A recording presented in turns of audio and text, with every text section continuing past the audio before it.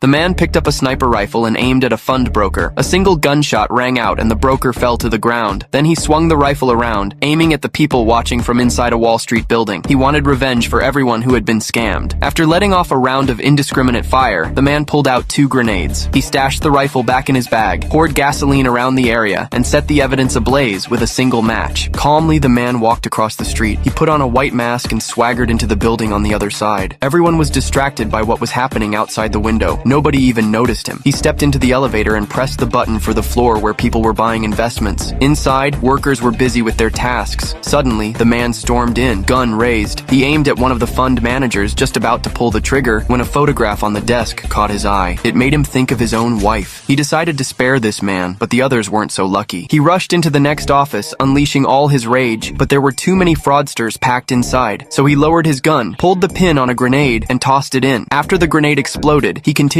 firing at anyone in sight. In that moment, the office turned into a living hell. Meanwhile, a heavily armed SWAT team arrived. The man walked into the boss's office, ordered the secretary out, and finally came face to face with the person who had ruined his life. But he didn't shoot immediately. He removed his mask and sat down in the boss's chair. When the boss realized why he was there, he didn't show a single hint of remorse. Instead, he mocked the man, calling him nothing but a tool. Glancing at the security cameras, the man decided to play a game with the boss. He placed the gun on the table and started counting down from 3. Whoever grabbed the gun first would get to live, but the boss had no honor. Before the man finished counting, the boss snatched up the gun. As he tried to fire, he realized there were no bullets. Just then, the SWAT team burst through the door. Before the boss could react, he was mistaken for the shooter and gunned down on the spot. The man was treated as a hostage and rescued. As soon as he reached the street below, a hand landed on his shoulder. It was his friend, a police officer. One look at him, and the friend understood everything, but he chose not to expose the truth. He helped the man leave safely. Another friend saw him too and said nothing. The 2 friends shared a silent understanding as they watched him leave this place of sin.